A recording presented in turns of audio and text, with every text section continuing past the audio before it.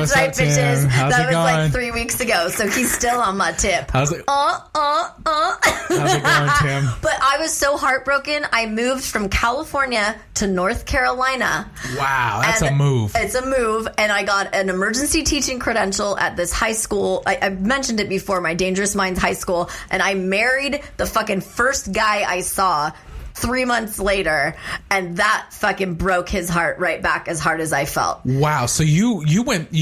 Oh, I fucking went hard. there. Yeah. You didn't even like, oh, I'm totally like gonna sleep with the guy. You're like, no, I'm gonna marry the guy. No, I fucking eloped with him in Virginia Beach. Yep. Mm-hmm. So that was a really, really great response to heartbreak. Fantastic. Which ended in a very swift divorce. Sure. He actually cheated on me. What a dick. Oh, man. I know. It was some old lady, and he's like, don't even worry about it, Lyndsay. It was like throwing a hot dog down a hallway. Oh. I will never forget that statement. I was like, ew. So how do you, that's funny you bring that up. Like, obviously, negatively. Hot dogs down hallways? Negatively, obviously, you handled bunch of bangers. Being brokenhearted very negatively. You obviously married the first dude you saw. I know. But how do you healthily, if that's even a word? No, that part isn't. All right. Well, what is the correct way?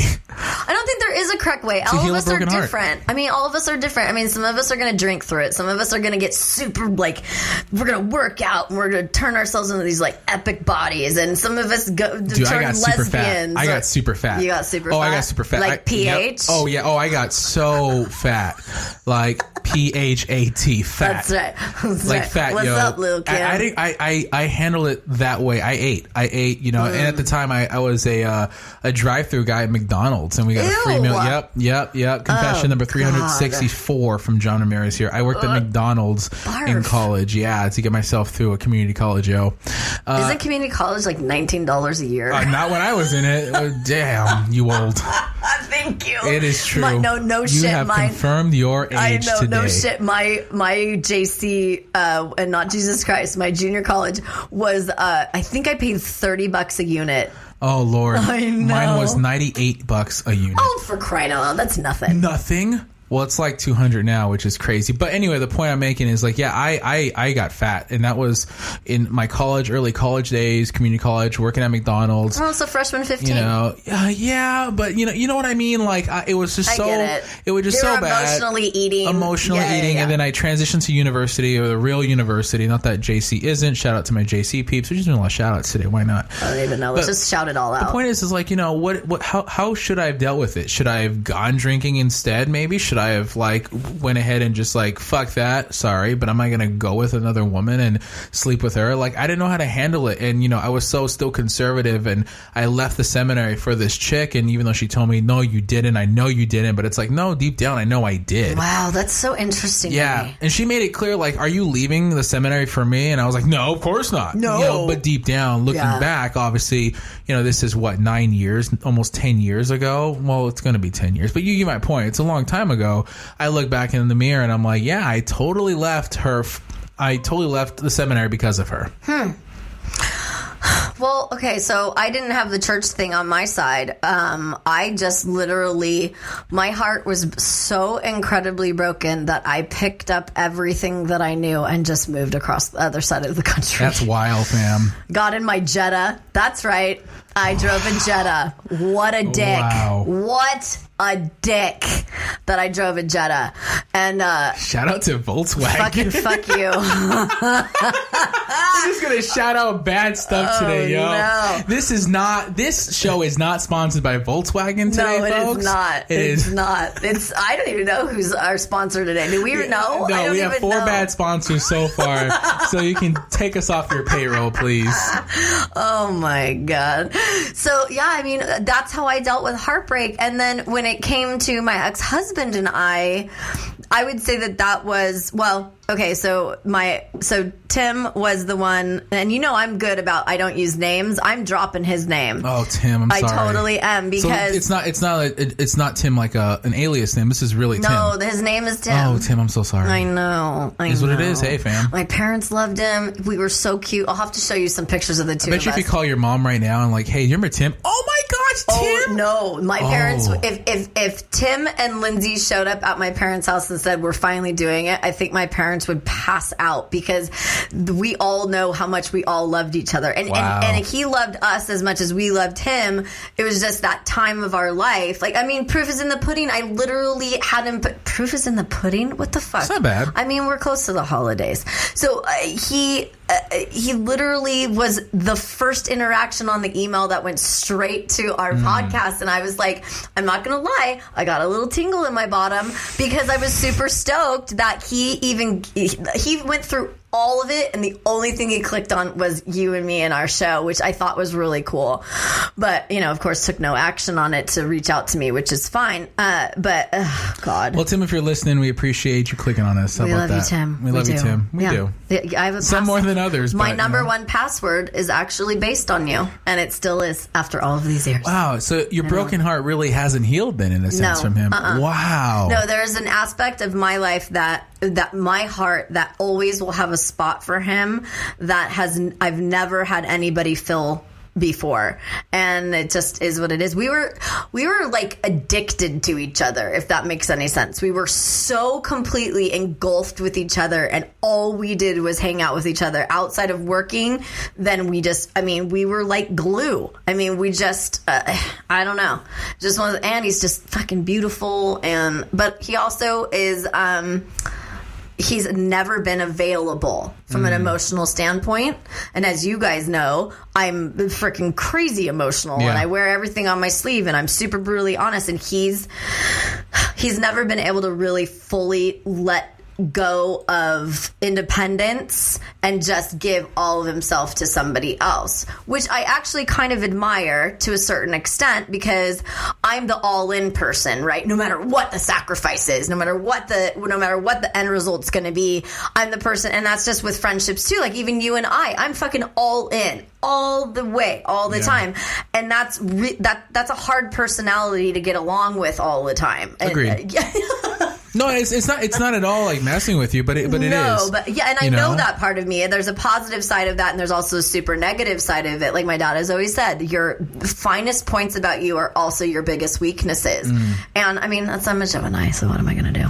No, but it's great to be all in. I don't mean to turn it on me again, but when I know I talk about my wife a lot, but it just you just sparked it in my head where it's like, oh yeah, when Kari and I, obviously she's from Mexico, she's not from here. When she was like, are you in this or are you not? Because if you're not, I got to get going because like my visa is expiring. But it wasn't coming off of a space of like, you better hurry up and marry that we can get the green card. It was more like, are we wasting each other's time? Like, what's going on here? It's like, no. Like, let me think, damn it. And that's just how I've always operated. Like, let me be the analytical person of like, I have to think things through. And what's funny with you and even like my wife as well, you both are almost, I feel like, are you in or you're out? Are you in this or you're out? Like, you can think, but can you hurry up already? And it's nothing bad. It's like, it's a good complementary thing. Right. And you've made a commitment to Kari. You've made a commitment to me. I've made a commitment to you, blah, blah, blah, blah, blah. So those commitments are part of your heart. That's part of like, okay, like, don't let the people down that you love that are helping to support you and, in all that you do, even when you suck. And I think that even helps you heal your broken heart, because I feel like when you are broken hearted, that the biggest reason why is because you're afraid to be alone, right? Sure. Like that's how I was anyway. I felt like I was afraid. We have a friend that's really afraid to be alone right now. Yeah. Like, it's just like, I don't want to be alone. I've never been alone. I don't want to be alone. I've been alone for all this time, but all of a sudden I've tasted being with someone for, and it was literally, guys, that relationship was less than 6 months. I know I'm horrible. Judge me all you want. No, it's okay. No. It's totally and completely okay. I mean, just think about the stupidity of a couple of episodes where I had the smoochy smooch situation that lasted a week, right? And then the karaoke guy, who I absolutely adore. We just have different it's just not right from my body and pain and kids on his side and all that. There was a lot of things that weren't going to line up, but he's awesome. Like, I totally want to rock with him and be his buddy and all that stuff. But it's, oh God, Yeah. I don't know. No, and I think that's for me. It was a feeling of being alone. You know, leaving the seminary, being alone. You know, I want it to be that perfect relationship, and we all maybe have that ideal like this is perfect. You know, I left for her. We're gonna do this thing. Right. 19 years old. I was so naive, and I still am to this day. But you know, I didn't say it, folks. No, it's true. I'm very naive, and I was so naive. If you think I'm naive now, oh man, I was. Imagine me, John Ramirez, at 19 years old. I was so. God, somebody shoot me. Yeah, so naive. If I could tell him, like, kid, like, listen, there's some bright days ahead of you. Like, this is nothing. This is nothing. But you know, sometimes these broken relationships, they play in our head like a put a film on, you know, in our head, and we can literally play on it. You know, yeah, it's crazy. Shout out to real quick. Shout out to Heather Lay. Hey Heather, she wrote on Urban Dictionary what brokenhearted meant to her. Sorry, I love that her last name is Lay. Heather Lay, and it's not the Lay L-A-Y or the L-A-Y-S. Oh, it's like Aloha Lay. Yeah. L-E-I. Yeah, L-E-I. Yeah, actually it's L-E-I-G-H.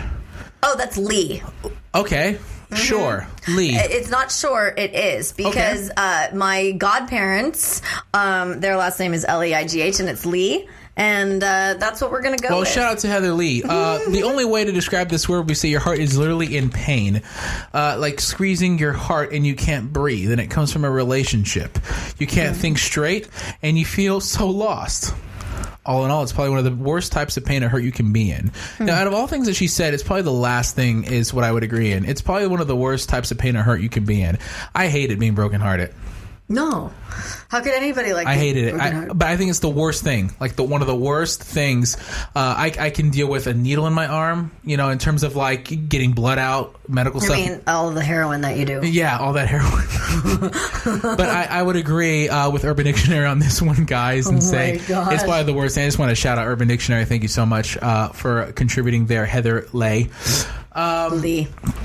Yeah, just, you know, we're going to now, I want to transition a little bit to, we talked a little bit about this before, our show prep, and that's thinking with our hearts instead of our head. Mm-hmm. So we covered the physical, which is our hearts are really messed up. We have extra nerves and shit going on. Mm-hmm. And then we have the emotional stuff, the relationship stuff. And now we're going to actually talk about decision making with our heart. Okay. And what that entails. Let's do it. Yeah. Are you giving me a quiz? A little bit. Okay, I can't wait. I love when you quiz me. Yeah. So, Lyndsay, when it comes to thinking with your heart or with your head, here we go. Okay. Do you wear your heart on your sleeve? Yes. All right. You blurt out more than you should. That is 100% yes. Why did you take your time? I mean, why did you even ask that question? You've shared so much with me over the past couple weeks about life, your own perspective. I'm like, wow, this is okay. Okay. All right, this is more than I needed to know. You know, just give me the time you shit in the morning, and we'll be set. I'm not sharing any of my shit stories with you. Number 3, even though this one across the way, he goes into the bathroom, which is on the other side of the wall of this, and he's pooping before the show, and he will talk to me through the wall. True story. And he's yelling at me, Lyndsay, what are you doing in there? I'm like, could you not fucking poop and talk to me? This is not appropriate. True story. See, folks, she just literally made the point of she blurts out more than she should. You did not at all have to know any of that. There was no point. Our listeners need to know what I put up with. No, there was no point to that. Correct me if I'm wrong, people. I mean, you're probably right. Thank you. All right, okay, continue on. Lyndsay, do you need a lot of time before making a decision? Okay, so I think I think the answer to this question is different for a male and a female, and I'm going to explain. So for me, well, for women, as far as I'm concerned, and every woman I know could probably identify with this, is we are slowly making decisions without us even knowing that we're doing it in order to prep ourselves to be able to exit a situation or get into a situation. So, like, for example, when I left my husband, I had everything all planned and organized and ready to rock and roll. I had our finances separated. I had everything all organized. I had this, I had that. It's not like I was being manipulative. I was just making sure that I was going to be taken care of and also that he was. So I went through to make sure that he was going to be able to be okay without me. I did everything that I could. And so there's that planning that goes into that part. So I feel like maybe me being OCD and being kind of over the top, I might overthink that kind of stuff. I see. Okay. Did I answer the question? Kind of. I kind of feel like you didn't. It's kind of like a yes and no. It's kind of like in the middle you did. Like, okay, answer the question. Or ask the question. No. Like you're in the middle. Like I feel like there's times where like you do need time. It depends on what the situation is. Right.